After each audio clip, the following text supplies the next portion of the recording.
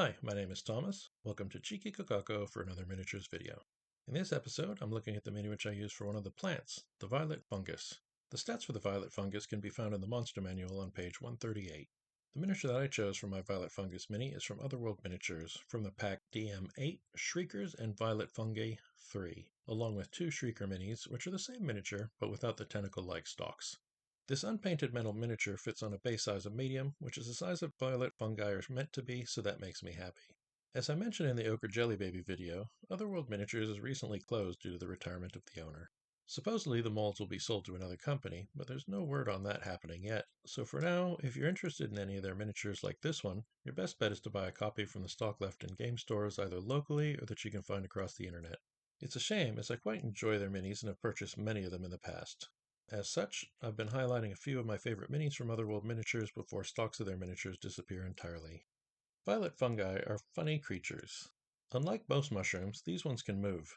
At 5 feet per round, they don't move fast, but they are still moving faster than your average mushroom. Of course, normal mushrooms don't move at all, because they're merely extensions of their network of underground fungal hyphae, built to help send their spores far and wide by creating an elevated platform to send them off from.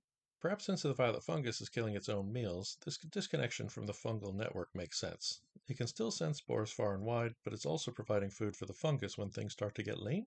That's a fairly satisfying thought for me, tying it in with an evolutionarily plausible explanation. On a separate note, this is one of the most painful aspects of Dungeons & Dragons for me as a biologist. Fungi are classified as plant creatures in D&D. I realize that many people feel like they're the same because they seem to grow in the same way, but it's all wrong. Evolutionarily, fungi are actually more closely related to animals than plants, and share very few traits with plants in reality when you look closely. I get it though, so my rant is over now, but it does make me cringe a bit every time that I hear it. As usual, for scale, Inchimic 25mm in the Stork is 1 inch tall from the bottom of its base, while the Summer Eladrin mini will give an idea of the scale of the violet fungus next to an average human-sized mini. If you're looking for links to the minis in this video, you'll find them in the description. If you have miniatures that you either like or dislike for violet fungi in your game, let us know what they are in the comments. I'll catch you next time when I show you another miniature from my collection. Till then, this is Thomas for Cheeky Kokako.